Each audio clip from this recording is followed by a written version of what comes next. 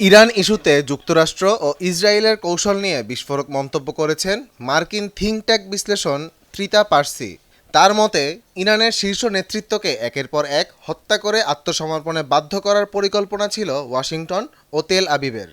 যুক্তরাষ্ট্রভিত্তিক think tank Quincy Institute for Responsible স্টেটক্রাফটের সহপ্রতিষ্ঠাতা Trita Parsi আল জাজিরাকে দেওয়া সাক্ষাৎকারে বলেন, এই কৌশল ছিল বড় ধরনের ভুল হিসাব।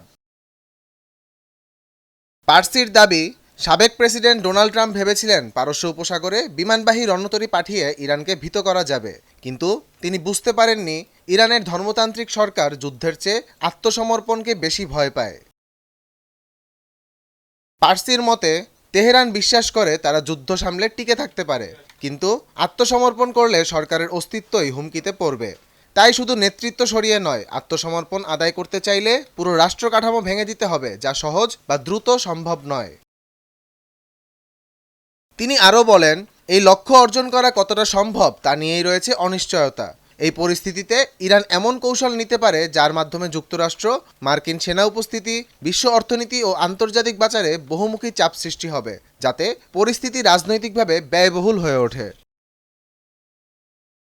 বিশ্লেষকদের মতে, মধ্যপ্রাচ্যে দীর্ঘদিন ধরেই চাপ সৃষ্টি করে নতি স্বীকার করানো কৌশল কার্যকর হয়নি, বরং তা প্রায়ই উল্টো ফল দিয়েছে। ইরানের ক্ষেত্রে শক্ত অবস্থান সরকারকে অভ্যন্তরীণভাবে আরও ঐক্যবদ্ধ করতে পারে। এছাড়া আঞ্চলিক মিত্রগোষ্ঠী ও প্রক্সি নেটওয়ার্কের মাধ্যমে তেহরান প্রতিক্রিয়া জানাতে পারে, যা সংঘাতকে সীমান্তের বাইরে ছড়িয়েও দিতে পারে। বিশ্লেষকদের মতে, কৌশলগত ভুল পদক্ষেপ ও পরিস্থিতি মূল্যায়নে ভুল হিসাব বড় পরিসরের আঞ্চলিক সংঘাত সৃষ্টি করতে পারে। পরিস্থিতি কোন দিকে যায় সেদিকেই নজর এখন আন্তর্জাতিক মহলের। আহমদ জামিল হক, নয়া দিগন্ত।